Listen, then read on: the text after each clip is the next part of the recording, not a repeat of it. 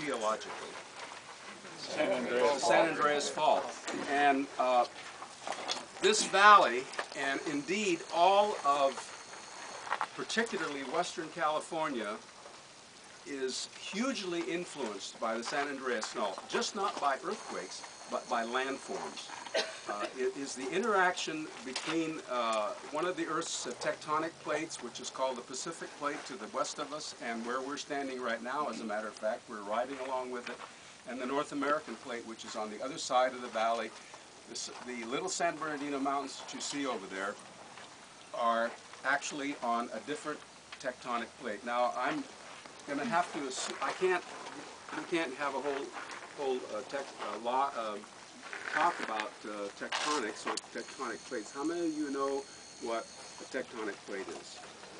Yeah, great. You know, so much of this information and sometimes beautifully presented on television, so a lot of people have opportunity to learn some basics about geology that way, even without reading about it necessarily.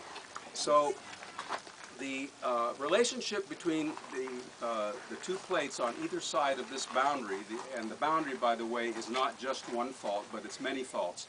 The principal one, however, is the San Andreas, and that's the one that runs at the base of the Indio Hills right across the valley. Those low, very deeply and intricately incised, eroded hills over there are called the Indio Hills, and they're actually pressure ridges along the San Andreas Fault, where one side is moving horizontally to the right next to the other side, and at times it's not a clean affair. There's a lot of crunching up, and the surrounding rocks are sometimes pushed up and sometimes they sag down. So we get this very high relief and intricate topography.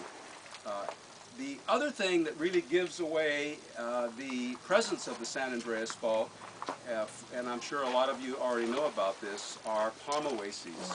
These linear palm groves that grow along the base of the hills, and those betray, there was the trace of the San Andreas Fault. Where the two plates are grinding past each other, they're grinding up the rocks and actually turning that rock material into clay, and that clay tends to create a barrier that's impermeable or impervious to water. So the water that's percolating down from the hills above, it comes to the fault, and it reaches this barrier, and it's called a fault dam, and the water accumulates there, and it comes closer and closer to the surface. In the case of the Thousand Palms Oasis, how many of you have been there? That's a really easy place to get to. It's a great place to visit. There's water at the surface there all the time. Beautiful native fan palm groves there.